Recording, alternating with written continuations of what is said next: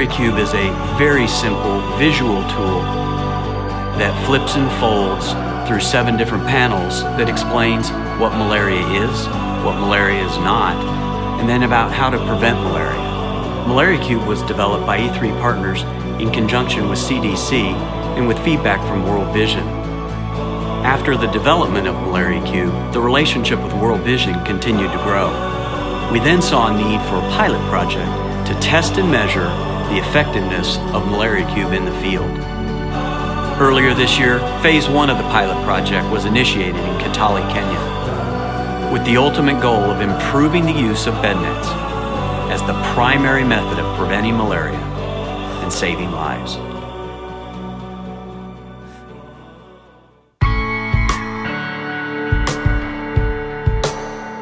We got to Nairobi and were able to go by the national office there and meet the key staff and leaders along with the national director, who were extremely hospitable.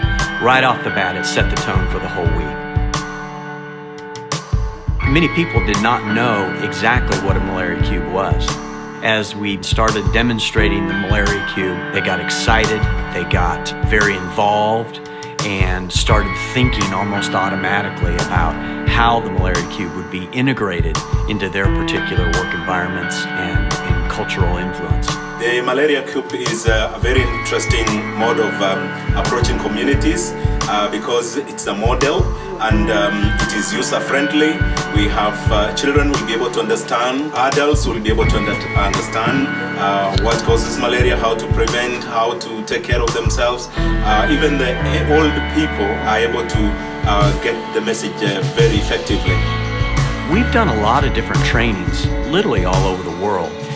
This was the most comprehensive group that I've ever seen put together. The group consisted of ministers of health and their people, consisted of ministers of education, the Catholic Church, the Evangelical Church, and other organizations and ministries were represented. It was quite incredible, the scope of people that were represented there. What did you like?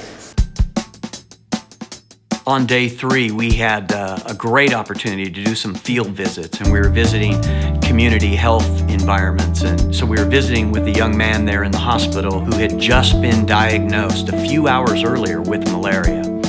And this particular individual knew that malaria was caused by the mosquito bite. Then we asked him, "Do you have a bed net?" And he ducked his head a little bit and he said, "I do." It became very clear very quickly that some people do have bed nets and they're not using them. They're using them for things other than what they were intended for, like fishing. Probably one of the more exciting things that came out of the week was every single one of the leaders were convinced that MalariaCube was going to be able to take the communication of malaria facts to the next level.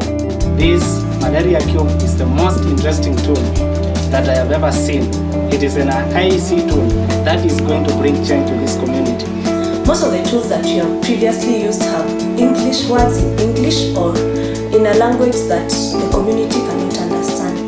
And a good proportion of people in this pilot area are illiterate. They don't know how to read, they don't know how to write. MalariaCube has no words on it, so it can be translated directly into the local language as you're speaking. They'd not been able to do that in the past. After a great week of training, all participants were greatly encouraged that MalariaCube will increase the proper use of and care of bed nets that are being distributed. We believe that with this cube, things are going to be very simple, and we want to appreciate for all those people who came up with this brilliant idea, and we believe it is going to transform the lives of this community. Overall, this phase has provided a better understanding of the work being done and ultimately eradication of malaria. World Vision provided such a great opportunity to work with such a diverse group of people and organizations ranging from government agencies to partner ministries. The training and field testing in this first phase went well beyond expectations. Trainers and participants agreed on a scale of 1 to 10, this MalariaCube training was a 12. To see these groups come together and be excited to work hand in hand at reaching their communities, two vital points emerge. Number one, the MalariaCube is a very simple tool that clearly communicates the causes, treatment, and prevention of malaria, breaking through all language barriers. Secondly, and most importantly, MalariaCube and its message will help transform communities and save lives.